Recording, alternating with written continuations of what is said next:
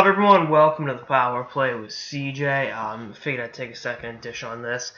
The MLB and the MLB Players Association came to terms on a new CBA that will, ensure there's no lockout in baseball this season, which is cool. And carries them for the next 5 years, which is also cool. Now, what's this got to do with anything? I just think it's amazing that a sport that's worth more money than the NHL can find a way to iron out labor differences without having a lockout every decade. Now, the 94 strike lockout, whatever you want to call that thing, was an unmitigated fucking disaster. And I know I got subscribers in Quebec that'll be like, yeah, cost the Expos a chance at the World Series, which probably would have kept them in Montreal when you think about it, but that's neither here nor there. And you just think about it as like, there's all this money going around, you can't figure out how to properly distribute it, and the petty things. I mean, like the All-Star Game determined home field advantage, and just some other things. The draft pick compensation, they just figured that out. Came to an agreement on it. Think about it. Spring training isn't open. Pitchers and catchers report in 10 weeks. So they had plenty of time to do it, and they got it done.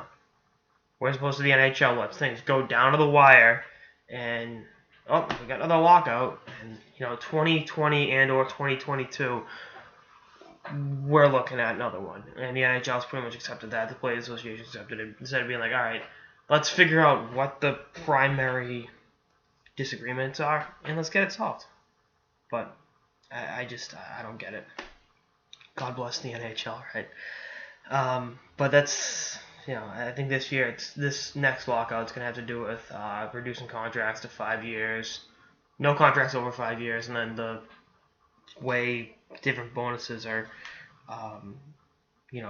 paid out, I think will be another point of contention. And those are two kind of petty issues. And the other thing is going back to the contract length.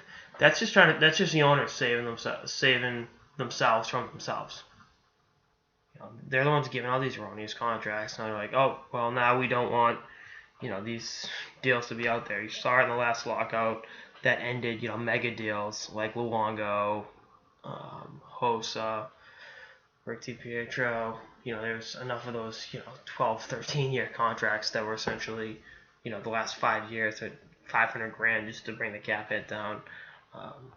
So we'll see what happens. But again, just a sign of how other leagues do things and how those other leagues run things better than the National Hockey League. Anyway, that's all I got in this episode of the Power Play with CJ. Stay tuned for episodes throughout the season and beyond. Later, guys.